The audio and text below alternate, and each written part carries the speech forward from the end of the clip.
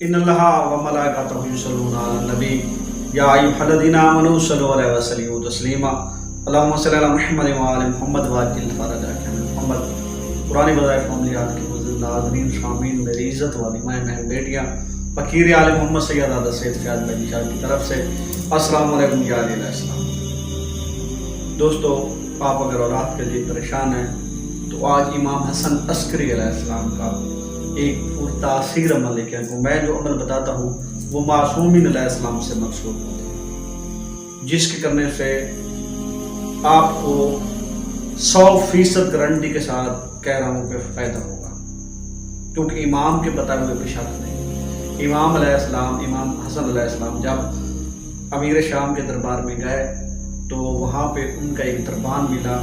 اس نے کہا کہ مولا میری بہت عرصہ پہلے سے خواہش تھی آپ کی زیارت مشرف، لیکن میں آپ کی زیارت نہیں کر سکا، مجبوری تھی میری۔ آپ مل گئے ہیں، آپ سے ایک عرض ہے، آپ سے ایک درخواست ہے کہ میں لاوالد ہوں، میری اولاد نہیں ہے، تو آپ کچھ ایسا تعلیم فرمائیں کہ میری اولاد ہو جائے۔ تو مولا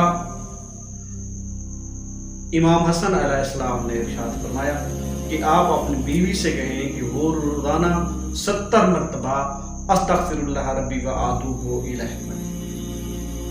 اس نے کہا کہ میری بیوی نے یہی شروع کیا تو میرے 11 بیٹے ہوئے۔ 11 بیٹے ہوئے، لوگ حیران ہو کر پوچھتے تھے کہ آپ تو بے اولاد تھے، آپ کے یہ 11 بیٹے کیسے ہو گئے؟ تو میں ان کو فخر سے بتاتا تھا کہ یہ میرے مولا امام علی علیہ السلام کے بیٹے کا قول ہے، ان کے فرزند کا قول ہے، امام حسن علیہ السلام کا قول ہے، انہوں نے مجھے دعا تعلیم فرمائی۔